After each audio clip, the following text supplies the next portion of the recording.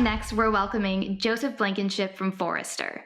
Joseph is an expert in enterprise information security, and he's going to share his view on what's coming next for the industry and help us all future-proof our security strategies.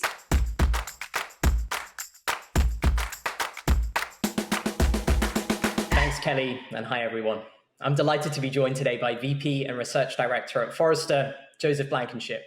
Joseph has viewed enterprise security from a variety of vantage points over the past 12 years, working on managed security services, email security, compliance, and network security. Today, he supports security and risk professionals and is an expert on topics like AI for cybersecurity, email security, insider threats, and phishing prevention. What better person to speak to us today about the future of the industry, what security models are growing in importance, and what strategies leaders should be adopting to future-proof their security. Welcome, Joseph. Thank you for having me. As a reminder to the audience that we have with us today, you can submit questions through the Q&A widget at the side of the screen, and we've got a team on hand to answer those questions. So I'm going to dive right in. Joseph, with all the chaos that 2020 has thrown at us this year, what has changed from a security perspective? Well, Tim, I have no idea what you mean by the chaos of 2020. That's a new concept. only kidding, of course. 2020 has thrown everyone a variety of changes. I think probably the biggest change was setting users free to go work from home, as I'm doing right now. And having those users get accustomed to the work environment while at the same time, corporate security teams are trying to figure out how do we secure a workforce that is no longer inside the corporate domain. They're attaching remotely. They may not be attaching using corporate issued equipment, all of these things. So we have sort of an anxiety-ridden user base and very much an anxiety-ridden pile of security professionals trying to figure out how to secure all of these things. Now you kind of add to that all of the happenings all over the world that are very newsworthy, very timely, and very top of mind for everyone. So think about all of these users, all of these people. I should say, and I just call them users, right? They're actually people. They're human beings. And the human beings are bringing all of that anxiety, all of that stress with them to work and into their personal lives. And who better to take advantage of that than cyber criminals, right? And that has been sort of the calling card of cyber criminals for years and years. Let's take the thing that people are emotional about, and we'll use that as the trigger to get them to take an action that maybe otherwise they wouldn't take. I think that's probably the biggest thing that we've seen that people are struggling with, and then security teams is how to operate in this very new and rather unprecedented paradigm. And we often hear that email is the main artery of attack. Main artery of communication and one of the main threat vectors. Right. Is this still true, or are there other threat vectors that attackers are leveraging to try and get people to click on these links or fall for these impersonation attempts? Sure. Well, I think email is ubiquitous. Almost everyone that is involved in work in some form or fashion has an email address. They probably have a corporate email address. They may have a personal email address. They may have several. So it's ubiquitous. I think we see a lot more attacks that target email than other vectors. But that doesn't mean that the attackers are going to let off on the other vectors. There's also texting, phishing via texting, or social engineering via texting. There may be phone calls, sort of the, social engineering by phone. If you think about if you go really back in the time when we first started talking about things like hackers, it was all about getting people on the phone and getting people to do things that maybe they wouldn't normally do. We certainly see plenty of that with phone fraud. Now it's more about getting somebody and catching them off balance on the phone and social engineering them. And when I say social engineering, it's preying on the human to make a choice. Do I trust this person? If Tim Sadler calls me and says, hi, JB, I really need you to get on this website. I'm going to send you a link. Can you do that for me right now? And I'm like, wow, it's from Tim. I should go ahead and do Yeah. that. If I wasn't recognizing Tim's voice, or maybe you're calling from a number I didn't recognize, maybe I don't do that. Maybe I don't question it. But many times, people will trust that, hey, if the CEO calls, I need to take the action immediately, and they'll go do it. Yeah, and you're hitting on an interesting point. It's something that I think about a lot, and I've been talking to people about over these past weeks, which is that everything now is kind of digitized. Like there were some physical aspects to our work in terms of like the physical office we would go to, or we would sit next to our colleagues and would be able to ask them or verify in person, like, did you actually send me this email? Do you really need me to pay this invoice? But of course, all of that Right. now has digitized. So I think of it as like it's so much easier for attackers to now impersonate trusted third parties or services, and that is a real challenge. But what's your perspective on this? Do you think that's accurate? Do you think that this digitization now poses a greater threat to companies? Everything is digital. I do, especially since it's still relatively new. To your point, I can't walk across the floor and go and ask somebody personally, is this real or is it not? Speaking from personal experience, just getting we've gotten a few emails, where you kind of look at it and you think to yourself, is this real? Did this really come from the IT team? And then you can't respond to it. You have to go out of band, and that's actually a learned behavior that people have to get accustomed to. It's not okay to reply, because if you reply, who's the email going to? It's going to the attacker. If you forward the email to somebody, now you're sending potentially malicious communications around the office. So it's really about, how do we teach the user to question that urgent email that came in and get out of band. What I mean by out of band is, don't use email. If it comes in via email, pick up the phone. Maybe use a separate instant messaging system. It could be Slack, it could be Teams, it could be whatever the flavor of choice is. But get on a different medium and then contact the person or somebody who actually may have some knowledge. Make sure whatever you do is completely out of band, because otherwise you're playing right into a potential cyber criminal's hands. Yeah, completely. It's almost like you need multi-factor authentication on kind of every one of these Exactly. requests now. Yeah.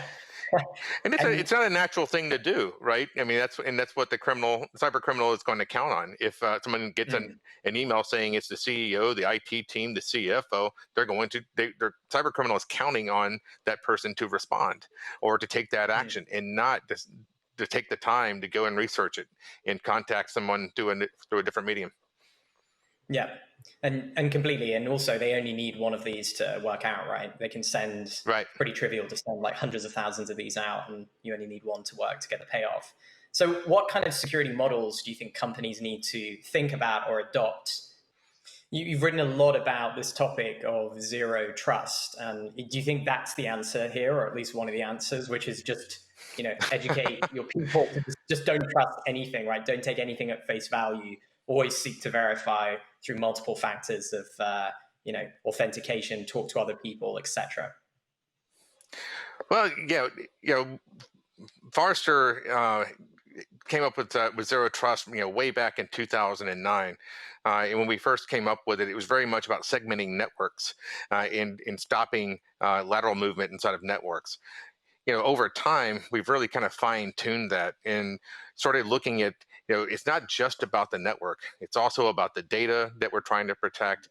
It's about the devices that data runs on. It's about the workloads in the cloud where applications run. And then lastly, it's about the people themselves. It's about the individual users and how do we protect the user. So when I think about zero trust in email security, I think about people. What are the technical controls we can put in place to filter out things like malicious email, stop or identify phishing emails, and educate the user about what's going on there? Teach the user not to trust everything.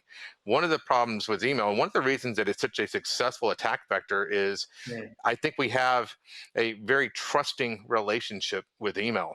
If you look at the standard itself, you look at SMTP, it's designed for one person to send the email and someone else to receive the email. It's not designed to say, put stop signs in place or put obstacles or roadblocks or filters in place. It's designed with trust in mind. So that means that our technical controls actually have to look at emails very skeptically and examine those emails and figure out, is this legitimate? Is it not? And then let the email through that we deem to be legitimate, and then either block or somehow obfuscate, the intent of what a malicious email would be before it gets to somebody. Maybe quarantine it or take some other action. We've spoken a lot about, I guess, the third-party bad actors trying to get into organizations and take advantage of this new world that we're all in right now. But something you highlighted in your opening was actually that there's a new threat of the kind of inadvertent insider or the insider Right. threat, somebody doing something, could be maliciously, it could be non-maliciously within the organization, now that their new office is their front room or their bedroom or their home office. It'd be great to just hear some of the trends that you've been seeing there. What do you think is top of mind for companies as they're thinking about securing the people within their organization from doing either these malicious or these unintentional things? I think probably the biggest thing is, kind of what I talked about before. What is just sending everybody home, and this whole state that we're in, where people are anxious and they're worried. It creates the opportunity for people to make mistakes. If you think about a lot of the emails that we read are typically on a mobile device, where maybe we don't have a chance to sit there and study the email, or we're sending something to somebody over the mobile device, and maybe we choose the wrong person and accidentally send something very sensitive. I know I'm the person that sometimes will be writing the email about a person, and then I will accidentally send the email to the person, and then I'm in the woeful circumstance of going, oh my gosh, I just sent that to the person I was talking about, and We've that's a all been terrible there, feeling. Yeah, right. right? Absolutely. You want to climb into the computer and pull the email back, and we all know that recall message does not work, Uh, right? You can, no, it has quite the yeah, and opposite then effect, I think, when you get the email it, re-forwarded. it actually advertises the fact that you made a Yes. giant Yeah, mistake, go right? back and read this. Yeah. But it also happens, in environments where we've got people who are customer facing, right, or partner or vendor facing, that are handling sensitive information, and they're sending things to somebody, and it may end up going to the wrong place. And some of that may be protected information. It could be, PII or PHI, something we don't necessarily, or maybe a quote for services, and we don't necessarily need that to go to the wrong person. It's very important that we deliver it to the right place, not the wrong place. Or we may be sending things around internally that are sensitive, having to do with our pandemic situation. So that anxiety, I think, makes people a little more prone to take a wrong action, as well as, you're in a some folks are in a very somewhat of a chaotic environment. I mean, how many of us have been on a video call, and maybe the dog runs through in the back of the screen, or the one of the children comes screaming into the room in the back of the screen, right? Now think about it. You're a professional. You're trying to concentrate on what you're doing, and you've got that kind of environment in the background, and you can't help it, right? I'm not saying there's something wrong with it, but it does cause people maybe to take a wrong action sometimes. Yeah, completely. And I guess there's got to be some positives in this as well, which is that if organizations are having to deal with all of these new security threats and security risks, it helps us prepare for the future and get stronger. And, Right. my final question to you, Joseph, is like, does this change the world of security as we know it? Do we ever go back to the old way of working, or is this it? We've changed for the better, but also if we're back in our physical offices, if we're back to, the normal that we kind of remember, has this changed everything in security? I think it has really had a defining impact on security. Um, we've been, waving our hands and talking about the how the perimeter is dead for years, right? As soon as we started punching holes in the network perimeter to go to the cloud and to do other things, we declared the perimeter to be dead. Um, it wasn't really dead, though. Instead, it existed between the walls of an office someplace, or it may have existed with older legacy applications that still needed to talk to each other inside data centers, or server closets, or whatever it may be. The things that have not moved to a SaaS model or to the cloud. So that stuff was still there.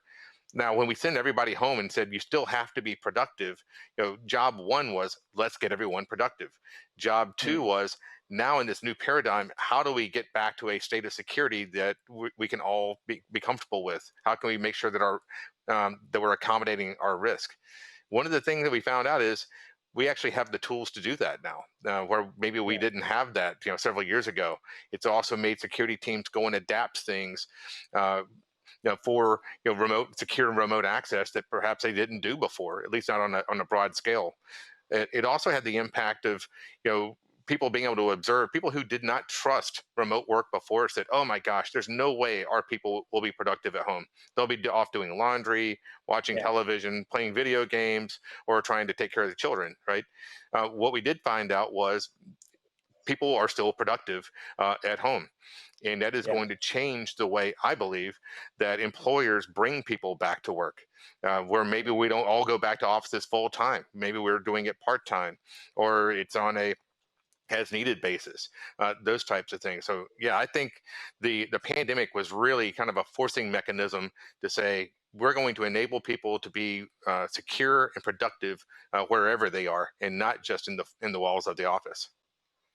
Yeah, no, I think that's a great insight. It's not only changed security, but it's changed the way that we work. And I completely agree. I think that we're going to see a lot more companies who are embracing that work from home, either work from home for all of our employees, or at least going to a hybrid model where it's certainly something that's more standard across the average company that you see. Joseph, thank you so much for your time today. Also, thanks to our audience for joining us, and to everybody who submitted questions. I'll now be handing back over to Kelly, so please stay tuned.